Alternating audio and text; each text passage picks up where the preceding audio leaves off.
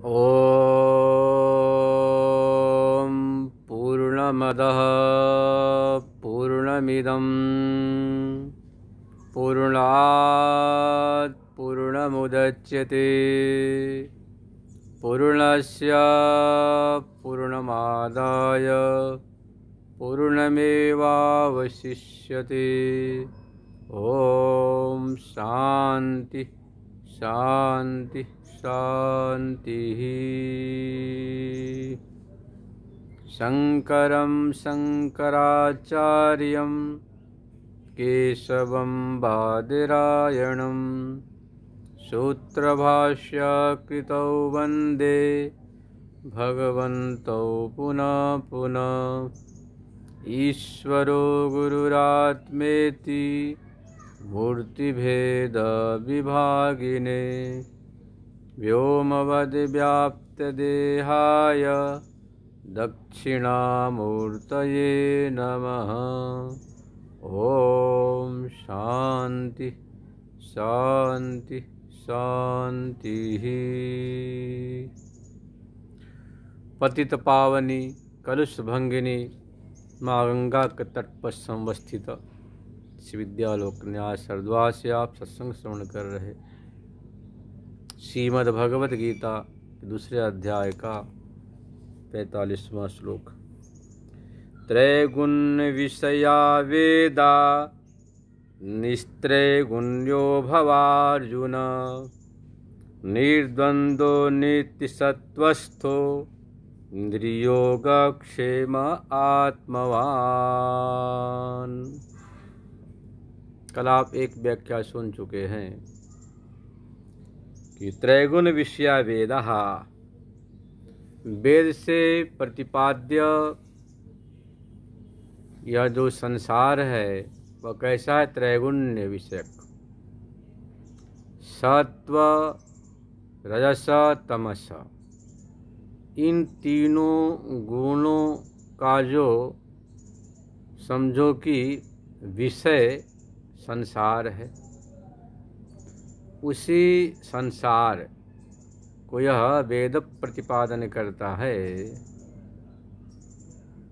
तो त्रैगुण विषया वेदा, वेद के यदि आपने यह समझ लिया कि वेद है त्रिगुणात्मक संसार का ही प्रतिपादन कर रहा है, तो यदि दिल दिमाग में कामना है तो आप अपने कामनाओं की पूर्ति के लिए उधर लगेंगे।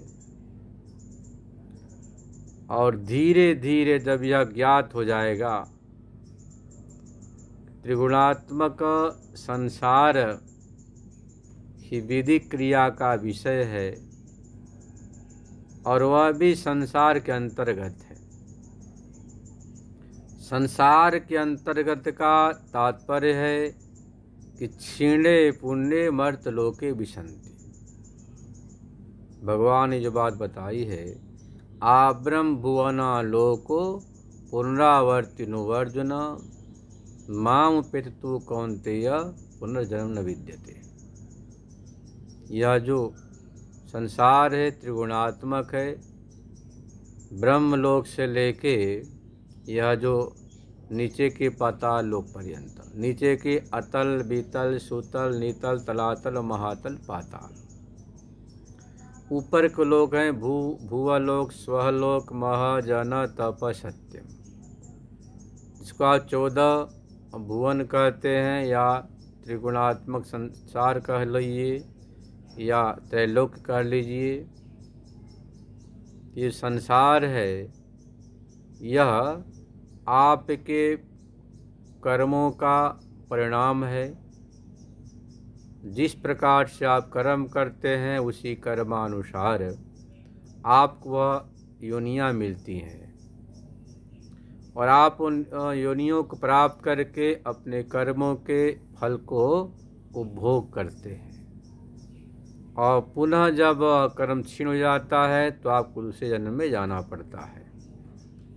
तो परमात्मा तो निमित्त है, हमारे कर्म ही इधर उधर भटकने के कारण बनते हैं। ब्रह्म सूत्र में निर्णय किया गया है फलम अत उपपत्ते, फलम अत उपपत्ते। जो कर्म जड़ है वह फल को दे नहीं सकता, तो परमात्मा के ही कृपा से आपको अपने कर्मों के फल की प्राप्ति होती है। वस्तुतः 80% कर्मों का फल तो यही होता है, 15-20% जन्म जन्मांतरी कर्मों का फल होता है, जिसको हम प्रारब्ध कहते हैं। यह जो त्रिगुणात्मक संसार, इसी संसार को वेद प्रतिपादन करता है, ठीक से ज्ञान हो जाए तो अपने आप यहाँ से उपरत हो जाते हैं। कैसे होते हैं? निस्त्रय गुण्य हो जाते हैं।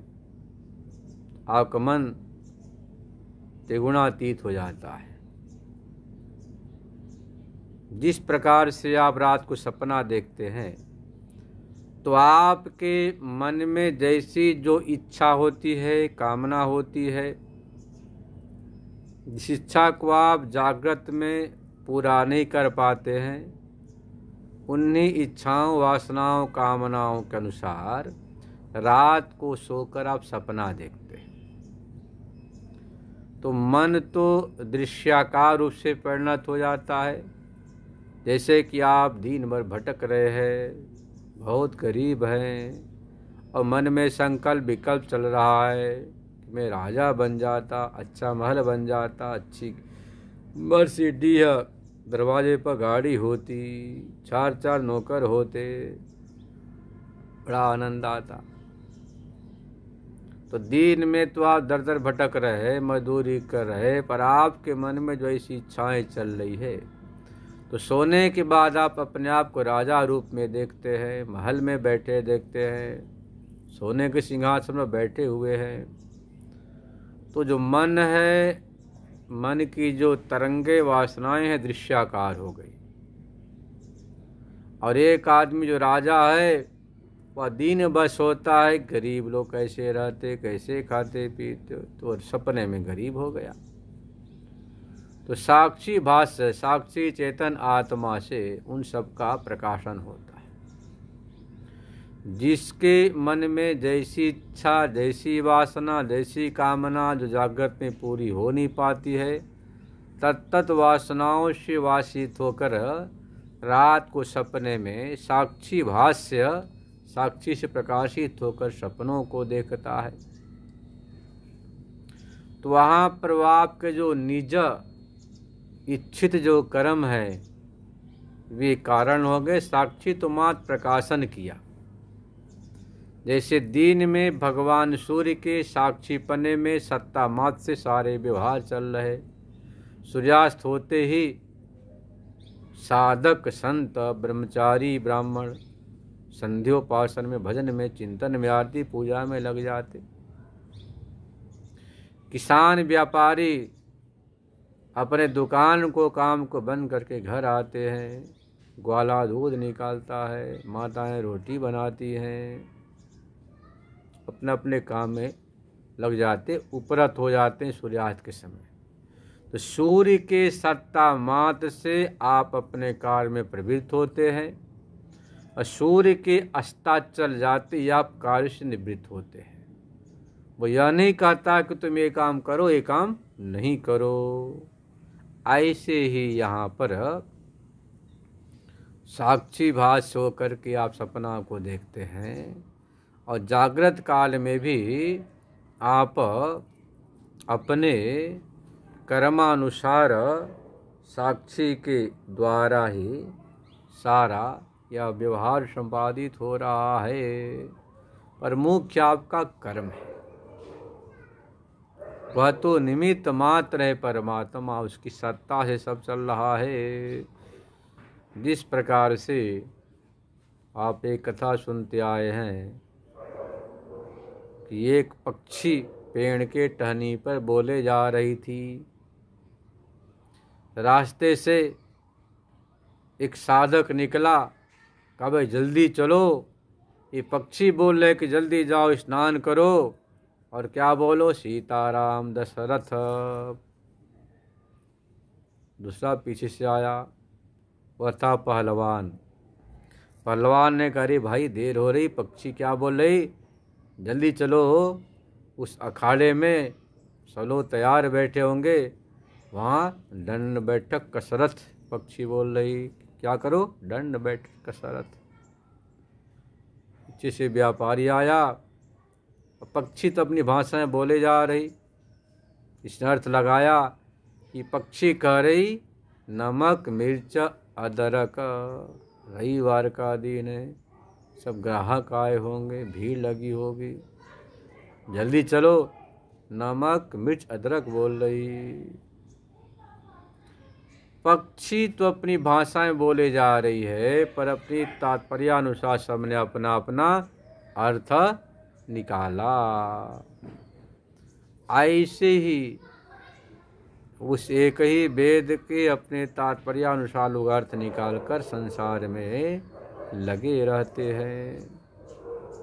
जब आप निस्त्रैगुण्य होते हैं, कब होते हैं, जब आप समझ लेते हैं कि संसार त्रैगुण विषयक है, संसार त्रिगुणात्मक है और त्रिगुणात्मक संसार का ही प्रतिपादन इसके द्वारा किया गया है। ऐसा ज्ञात यदि हो जाए तो आप स्वतः ही उपरत होकर के अपने स्वरूप के चिंतन में निस्त्रैगुण हो जाते हैं। निस्त्रैगुण्य होने के बाद आप फिर निर्द्वंद हो जाएंगे, कोई द्वंद नहीं रहेगा। द्वंद बोलते हैं सुख दुख, निंदा स्तुति, मान अपमान, सर्दी गर्मी, भूख प्यास, राग द्वेष, ये द्वंद है। हमारा जीवन एक नदी की धारा की तरफ प्रवाहित हो रहा है। जिस प्रकार नदी के जो तट होते हैं, दो होते हैं, दोनों के बीच से जल प्रवाह को नदी कहते हैं। एक भी किनारा बिखर जाए तो नदी जो है ना नहीं रहेगी, तालाब हो जाएगा, सरोवर हो जाएगा। तो जो दोनों के बीचों बीच जो जल प्रवाह उसका नाम नदी है। ऐसी हमारा जीवन द्वंद्वों के बीच प्रवाहित हो रहा। रात है तो दिन है, सुख है तो दुख है, मान है तो अपमान है, निंदा है तो स्तुति है, अपने हैं तो पराये हैं, शत्रु है तो मित्र है, ये द्वंद्व है। पर अज्ञानी जीव क्या करता है, एक किनारे को कस के पकड़ लेता है और दूसरे किनारे को मिटाने में अपनी शक्ति, ऊर्जा, अमूल्य समय को बर्बाद करता है। सुख को पकड़ के रखा है, मुझे दुख न होवे, मान को पकड़ के रखा गया, अपमान होने न पावे, स्तुति को पकड़ेगा, निंदा कोई करने न पावे, ऐसे ही दिन को पकड़ेगा, रात होने न पावे, तो कैसे होगा भाई, संभव नहीं।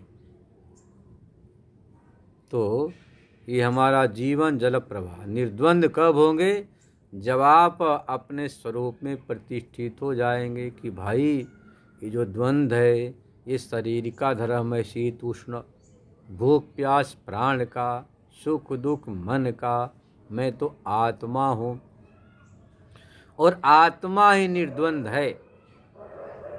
न हवाव शरीरे स्पृशतः पापुण्य। जब तक आप देहाभिमान में बैठे हुए हैं तब तक मान अपमान सुख दुख तो होते रहेंगे। जैसे ही आप अपने आप को शरीर से ऊपर आत्मा समझ लेते, मैं आत्मा हूँ, एक में वह द्वितीय हूँ, अजर हूँ, अमर हूँ, साक्षी हूँ, चेतन हूँ, द्वैत हूँ, ऐसे ही आपको अब शरीर के सुख दुख से कोई मतलब नहीं होता है। चाहे सुख हो, चाहे दुख हो, शीत हो, उष्ण हो, भूख प्यास से परे हो जाते हैं, क्योंकि आपने निश्चय कर लिया कि मैं आत्मा हूँ, साक्षी हूँ, चेतन हूँ, अद्वैत हूँ, निरंजन हूँ। यह तो शरीर है, शरीर क्या रथ है, साधन है, मैं तो इसका साक्षी चेतन आत्मा हूँ। तो जैसे ही आप अपने आप को आत्म स्वरूप में प्रतिष्ठित कर लेते हैं। जैसे कोई गृहस्थ है, मठस्थ है, धनस्थ है। गृहस्थ की बुद्धि हमेशा घर के इर्द गिर्द घूमती रहती है। मठस्थ मठ के बीच व्यवस्था में चिंतन करता डूबा रहता है। जो धनस्थ धन के पीछे भागता है। ऐसे ही भगवान का भक्त क्या होता है, भगवान के भक्ति में, चिंतन में, भजन में लगे रहता है तो निर्द्वंद हो जाता है। फिर नित्य सत्वस्थ, यह बहुत बड़ी वैज्ञानिक बात है। सत्व रजस तम 3 गुण तो है ही। जब आप विशुद्ध सत्व में प्रतिष्ठित हो जाते हैं, जब आपका शरीर मन बुद्धि चित्त इंद्रियां शुद्ध हो जाते हैं, आप बिल्कुल शुद्ध सत्व में प्रतिष्ठित हो जाते हैं। देखो इसके पहले तक तो सांख्य पहुंचता है, 3 गुणों की बात करता है। विशुद्ध सत्व की बात तो मात्र वेदांत ही कहता है कि नित्य सत्वस्थ हो जाओ, विशुद्ध सत्व में बैठ जाओ और निर्योग क्षेम, योग क्षेम की चिंता छोड़ दो। योग क्षेम मतलब कि अप्राप्त की प्राप्ति का नाम योग है और प्राप्त की रक्षा का नाम क्षेम है। संसार के प्राणी 2 चीज़ों में भटक रहे हैं, कैसी चीज़ प्राप्त हो जाए और सुरक्षित रहे। भगवान कहते भाई अनन्या चिंतयन्तो माम ये जना पर्युपासते तेषां नित्यभियुक्तानां योगक्षेमं वहाम्यहम्। तो अनन्य भाव से चिंतन कर, योग क्षेम का वहन तो मैं स्वयं ही करूँगा। चिंतन कैसे करे ये बताओ। किसी ने आपको एक थप्पड़ मार दी, गाली दे दी, तो आप मन से उसका चिंतन करते, उसने क्यों मुझे थप्पड़ मारी, क्यों गाली दे दी, मैंने क्या बिगाड़ा। आप भोजन करते हैं, सारा काम करते हैं, तमाम काम करते हुए उसका चिंतन चलता रहता है।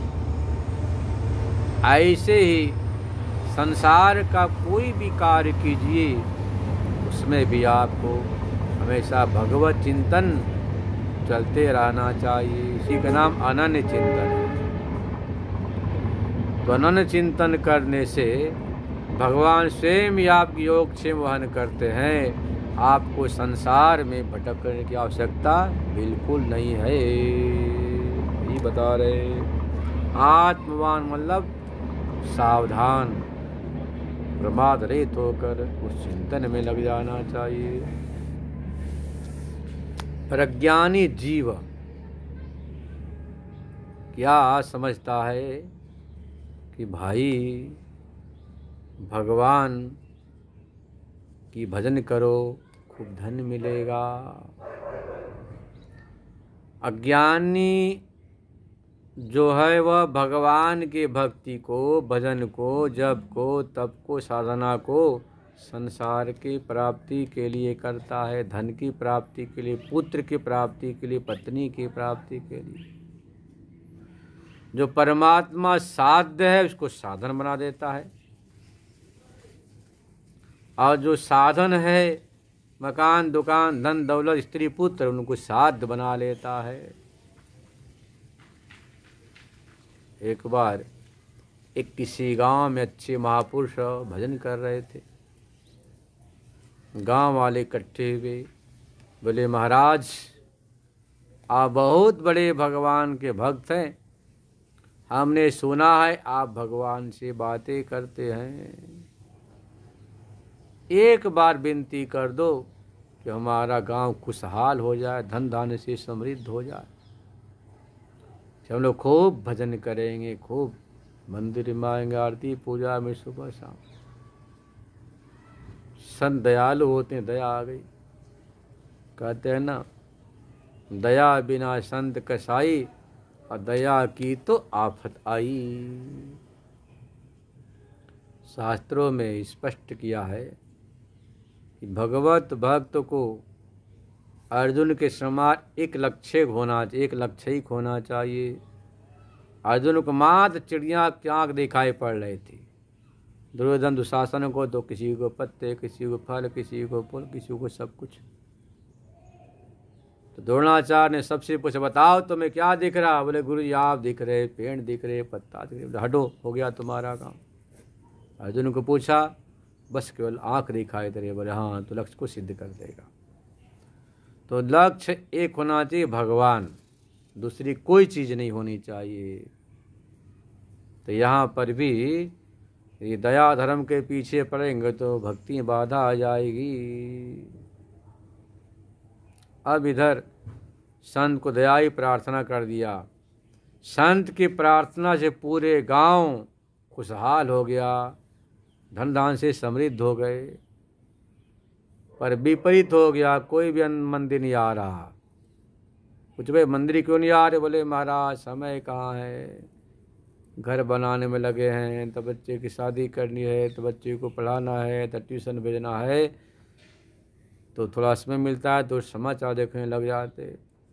बोला अच्छा, जब तुम लोग गरीब थे तो प्रार्थना करने आते थे और कहते थे कि भगवान से विनती कर दो। अब भगवान ने जब धन समृद्ध कर दिया तो समय कहाँ है, समय ही नहीं, टाइम ही नहीं। भगवान ने कहा प्रभु इनको वैसे ही बना दो, फिर उसी के अधिकारी। तो देखो अज्ञानी जीव संसार की संपदा को पाकर भगवान को भूल जाता है, इसलिए नई नई समस्याएं आती हैं। और विवेकी किसी भी हाल में भगवान को नहीं भूलता है। यहाँ पर जो नासमझ हैं वो अर्थ यह करते हैं, क्या करते हैं? इस श्लोक में वेद को छोटा दिखाया गया, क्या त्रैगुण विषया वेद, ऐसी बात नहीं। मतलब वेद त्रिगुणात्मक चीज के प्रतिपादक हैं और भगवान तो उससे ऊपर की बात करते हैं, ऐसी व्याख्या नहीं है जैसा लोग आजकल उल्टी व्याख्या कर लिया करते बिना परंपरा के। यह कहना होता तो भगवान कहते निर्वेदो भव, सीधा बोल देते अर्जुन। क्या बोलते? निर्वेदो भव, वेद रहित हो जा। पर यहाँ ऐसी विपरीत व्याख्या जैसा लोग कभी कर देते हैं कि भगवान करे त्रैगुण विषया वेदा, वेद तो त्रिगुणात्मक चीज को बता रहे और भगवान इससे ऊपर की बात बता रहा है। ऐसी बात भगवान भी जो बताएंगे वो भी संसार के अंतर्गत ही होगा, क्योंकि वह स्वरूप है, वह तो वाणी का विषय नहीं, मन बुद्धि का चित्त का विषय नहीं। ये तो प्राप्त मनसा वाक निवर्तन्ते, उस परमात्मा को मन के सहित वाणी प्राप्त नहीं कर पाती है, लौट के आ जाती है। तो देखो नारायण इस श्लोक में बड़ा सुंदर ढंग से भगवान ने बता दिया। अब यहाँ जो निर्द्वंद का तात्पर्य यही है, निर्द्वंद जो यहाँ लिखा निस्त्रैगुण्य। जैसे किसी ने कहा कि जाओ तुम 3 दिन दवाई खाना, कुछ मत खाना। इसका तात्पर्य ये नहीं कि कुछ नहीं खाना, भाई दवाई विशेष रूप से खाना, परहेज करना, संयम करना। जो बाजार की चीज़ें खाती वह नहीं खाना।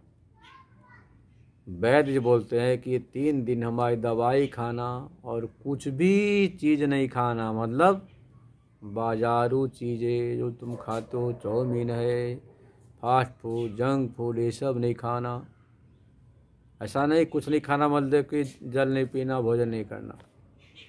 ऐसे यहाँ पर निस्त्रैगुण्य का अर्थ हुआ कि शरीर निर्वाह के उपयुक्त जो है वह तो तुम्हें उसका सेवन करना ही है, और उससे अतिरिक्त जो तुम जरूरत से अधिक जो तुम दिन भर हाय हाय करते हो, भोग भी जो भाग रहे, जिसको पहले कहा था भोगेश्वर प्रसाक्तानाम, भोगेश्वर के पीछे नहीं भागना। भागना है तो भगवान के पीछे भागो, ये तात्पर्य यहाँ पर है इसका।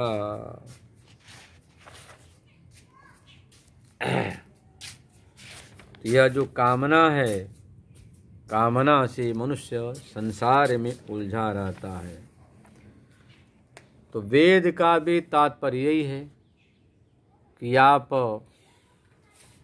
ईश्वरार्पण बुद्धि से यज्ञार्थात् कर्मण्यत्र लोकोऽयं कर्म बंधना, भगवत प्रीत्यर्थ निष्काम भाव से कोई कर्म करते हैं तो वह कर्म परमात्मा को प्राप्त कराने वाला होता है, उन कर्मों से बंधन नहीं होता है। और जिन कर्मों को आप करते हैं अपने लिए, परिवार के लिए, समाज के लिए, देश के लिए, वह कर्म तो आपको बांधता है।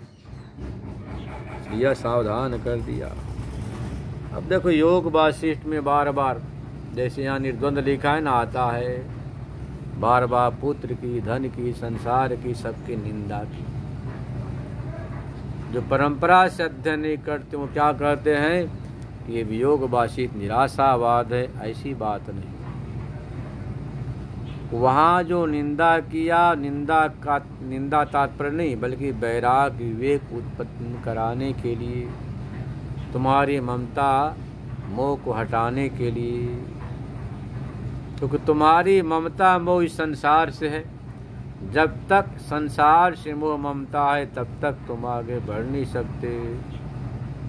तो मोह ममता को हटाने के लिए पुत्र पत्नी धन ऐश्वर्य की निंदा, नए निंदा निंदित्वपि तु विधेस्तुत्यर्थम। निंदा निंद के लिए नहीं बल्कि विधेय वस्तु के प्रतिपादन के लिए होती है। तो जैसे वहाँ किया ऐसे यहाँ पर भी निर्द्वंद और निस्त्रय गुणकार त्रिगुणातीत होकर के, निर्द्वंद होकर के बिल्कुल अपने स्वरूप के चिंतन में साधक लग जाता है। तो अभी धीरे धीरे चित्त शुद्धि क्रम से परमात्मा को प्राप्त करता है। तो देखो जैसे प्रारंभ में हम कोई चीज़ का अभ्यास करते हैं तो कठिनाई पड़ती है, दिक्कत होती है। जैसे आप तो कोई बीमारी हो जाए, बीमारी होने के बाद डॉक्टर ने कहा कि ऐसा करो कि तुम जो है ना नीम की पत्ती घोट कर पियो। कि नीम की पत्ती घोट कर पीने में बहुत कड़वा लगता है, बहुत तकलीफ होती है, और परिणाम उसका बहुत अच्छा होता।